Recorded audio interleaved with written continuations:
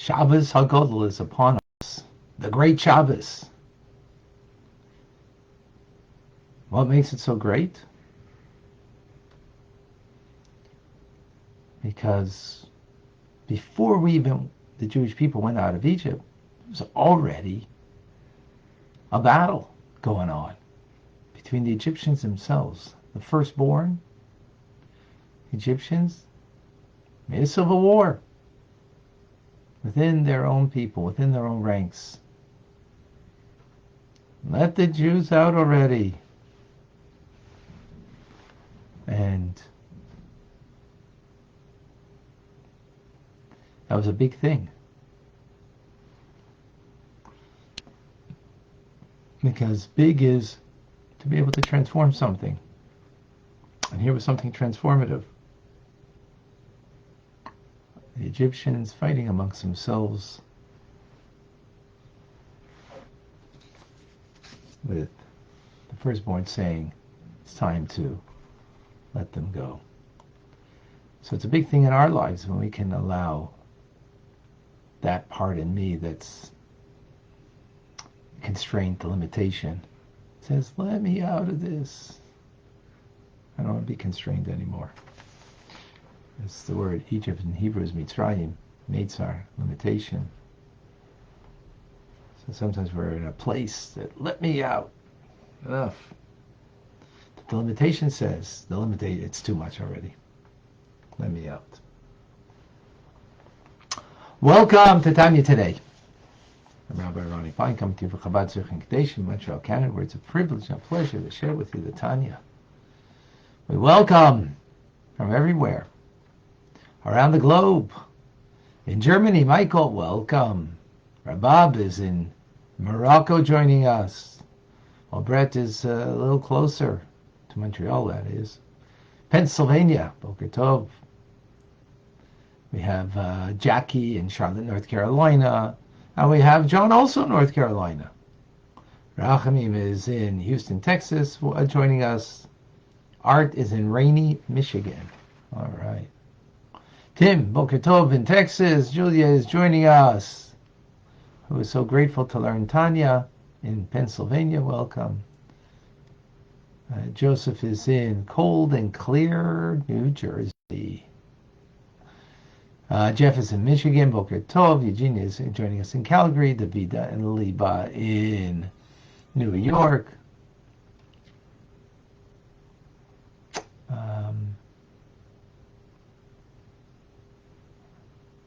Elise is joining us in West Virginia. Diane is in Arizona. David in California.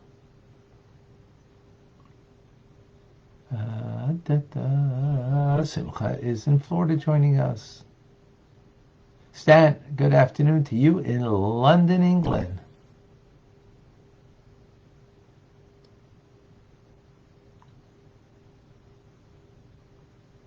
Oh, Celeste Chaba is in Boulder, Colorado.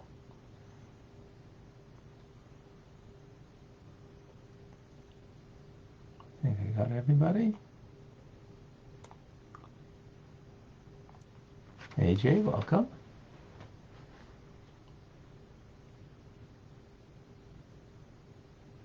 Rena is also in Colorado joining us. We have on Clubhouse, we have Bachi, we have Vilnia, we have Adam, Michael, Tyron. Instagrammers, we have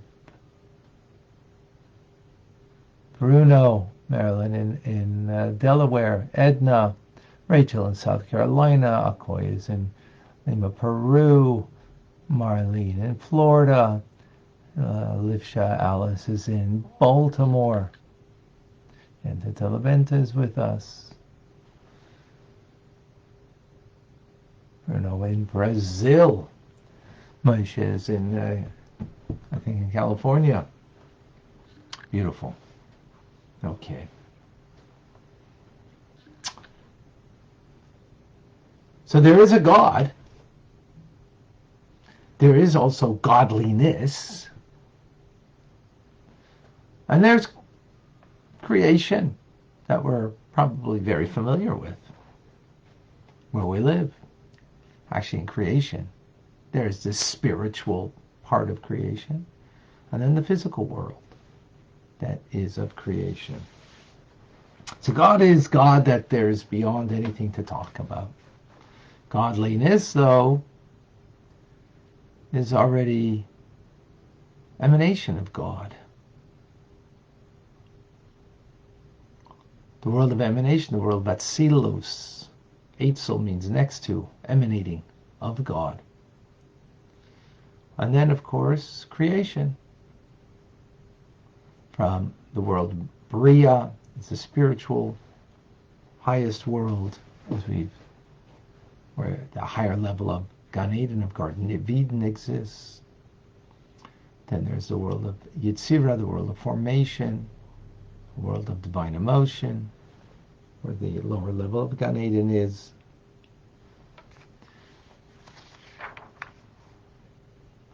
And then, of course, the spiritual world of Asiya, and then this physical world that we all know and love. I hope.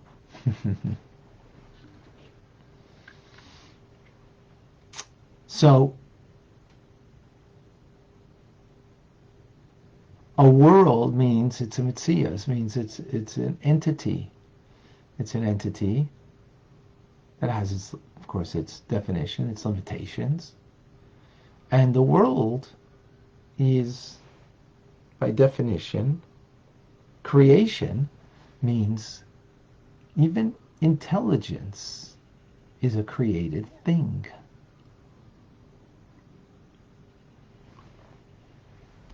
And therefore, a limited thing.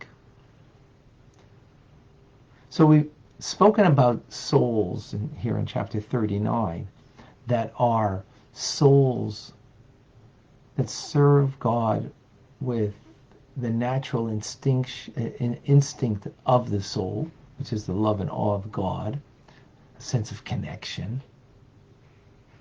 but intuitively. And that is a soul that comes from the world of Yetzirah, the world of formation. Its form is meaning its makeup, its DNA is feeling for the divine, love and awe of the divine. That's where the soul comes from. That's where what it experiences. Then you have a soul that comes from the world of Bria, the world of creation, where it's predominantly divine intelligence that is pervading that world. Now, the divine intelligence in that world that's pervaded is a come down. Because, as said, intelligence is a created thing. Rationality is hence a created thing. And it is a contraction of the divine, of godliness, of the world of emanation, the world of Atzilus, in order that the light of God should not be too powerful, too awesome, that we would be dissolved in that light. So it's contracted, and as a result gives us a capacity to understand godliness. Each person according to what their capability is. But it's a contraction. So, hence, the souls that come from that world, the world of Bria, have the capacity to understand godliness in such a way that it feeds them, it feeds their heart, that they actually feel a love and awe of God as a result of what they understand. Likewise in our lives, right? You know, when we understand something really well and we connect with it, it produces a feeling. Now, most of our feelings are just very instinctive. And here we're talking about souls that have the capacity of thinking, pondering, meditating in a manner that it actually brings their heart through their awareness of God, brings their heart to a love and awe of God. That's pretty powerful. But then there are what we call great tzaddikim, great righteous individuals. And they serve God in a far more superior way than those that come from the world of Bria. Those that have a keen understanding, a deep understanding, a great awareness that leads them to a real love and awe of God.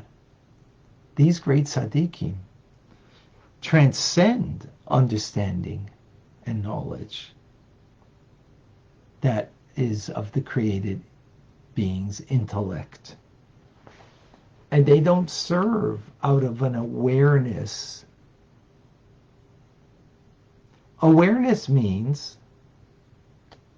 there is me and there's the thing I'm aware of. Now that thing that I'm aware of could bring me to connect with that thing, but there's still a separateness. And that's why it's in the world of Bria, the world of creation, even though we're talking about a very lofty soul, we're not souls that come from the world of Bria. Because then we could be able to meditate and immediately create an emotion. That's pretty awesome. But there's even more awesome than that. The great righteous ones that serve beyond rationality, beyond understanding of the divine, knowing God's greatness. Because they are souls that come from Atzilus, the world of emanation, divine emanation, godliness as opposed to creation. And just as Atzilus is far and above beyond divine intelligence, so they serve God, these souls. How does it express itself? They serve God as an actual chariot to the Ein Sof. What does that mean? A chariot. Well, a chariot is nullified to its rider, right? It's driven by its rider. Aware, unaware, understanding, not understanding. It's driven by a higher source. So they nullify, these great righteous people, these great tzaddikim, nullify their very existence before God, incorporating themselves and all that they possess within His light. How? Through the observance of Torah mitzvahs. So they are a mirror reflection of the divine.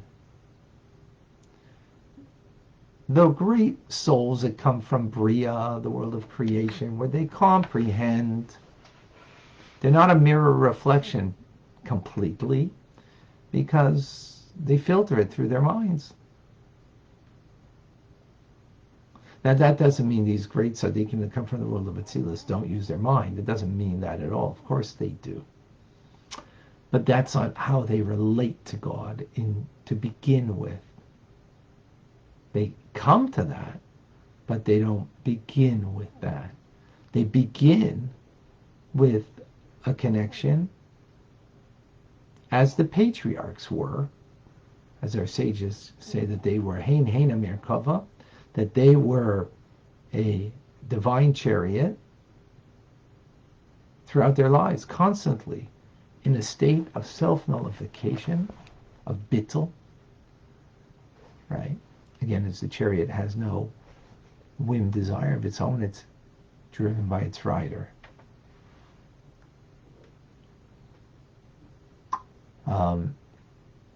And hence, they are a mirror reflection of the divine.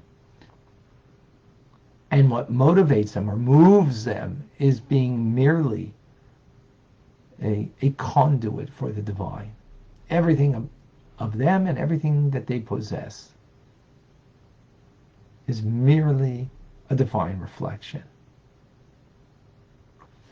They come to that not because of an understanding. I mean, not that they don't have an understanding, they have a deep understanding, but they're now rise beyond what they understand.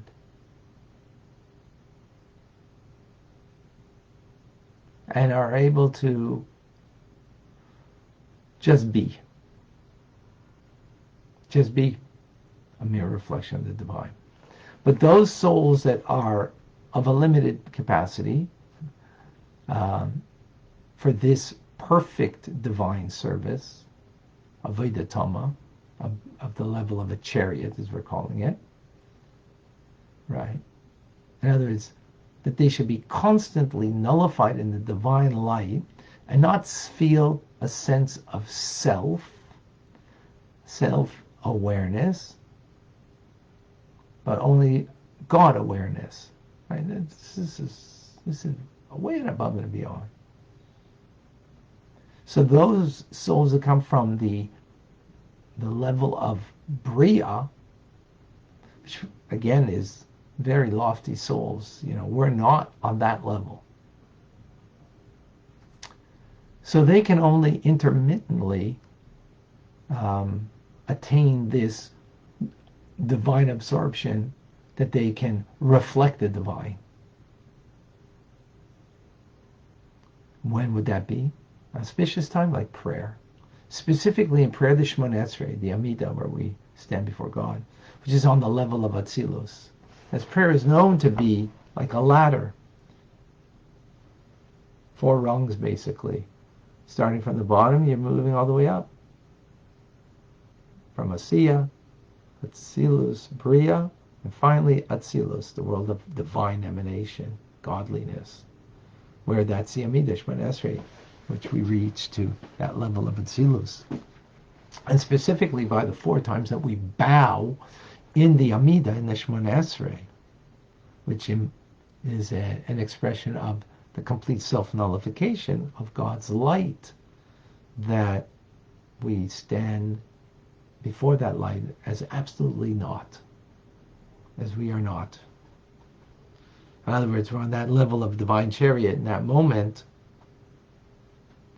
right? Even though that soul is a world of Bria, so they have a little glimpse of it in the Amidah, specifically by the time of bowing, that they are a conduit for the divine, a mere reflection of the divine at that moment. Otherwise, their service is more based on their awareness of godliness, their understanding of godliness, that brings them and motivates them. So this is like, whoa, way beyond great righteous people. In other words, their very being, the flesh of their being, they've transformed the negativity in them to such a degree that their very body is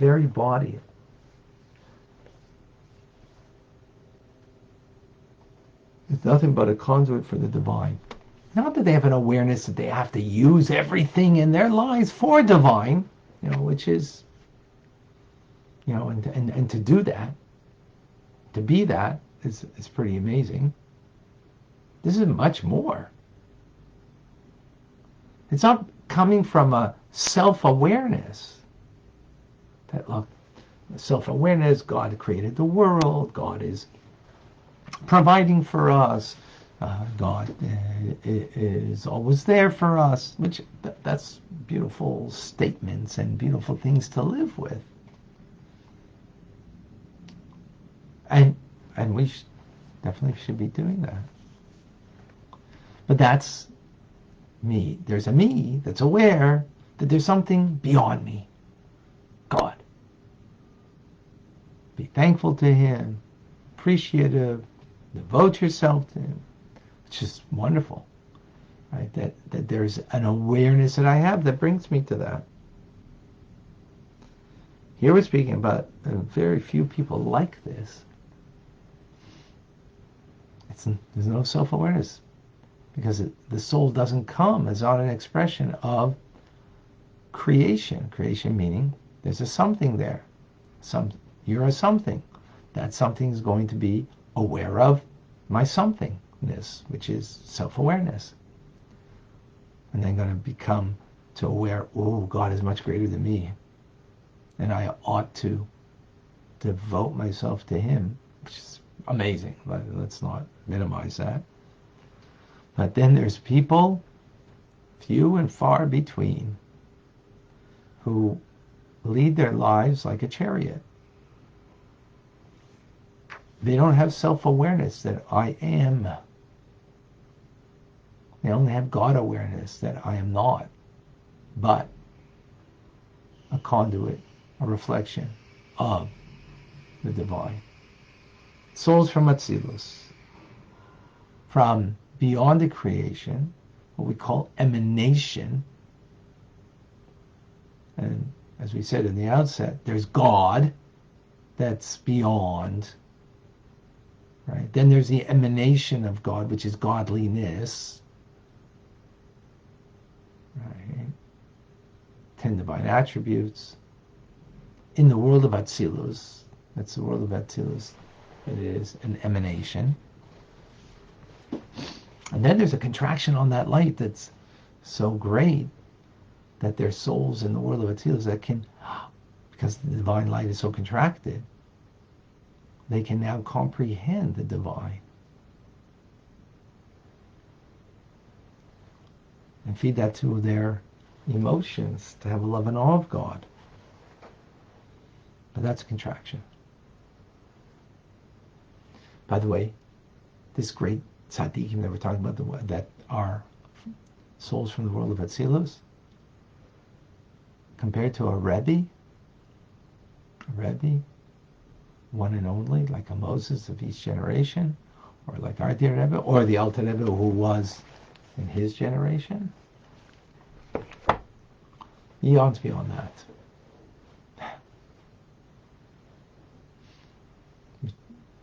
And I say that because Sunday will be the Rebbe's 121st birthday, Yud Aleph Nisan, the 11th of Nisan. A time to connect, to write a letter to the Rebbe for blessings, for connection, and for the Moses of our generation, who is much beyond even the great righteous. Even the great righteous are, wow. In any case. All right. Any questions, any comments, any thoughts? Powerful ideas that we're living with.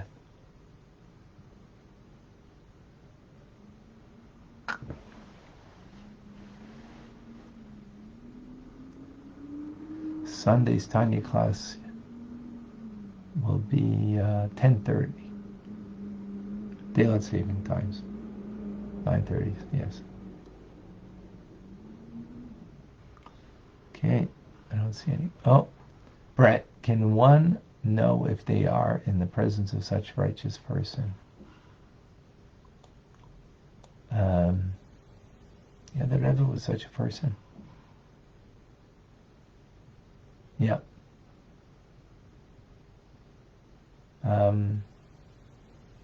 That's a good question. Can you know? I mean,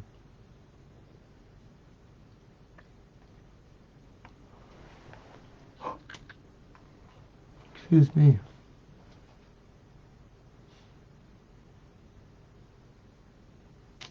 Can you know? That's a good question. I can tell you about the Rebbe in my experience.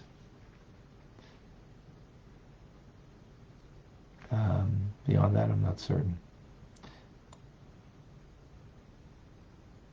Not certain. I have to think about that. Good question. Good question.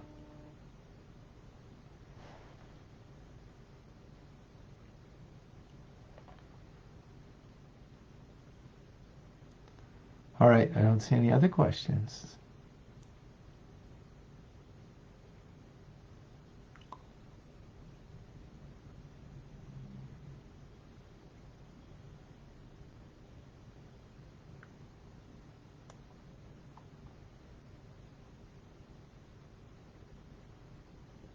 As Julie says, from their demeanor, their energy, yeah, and how others respect them.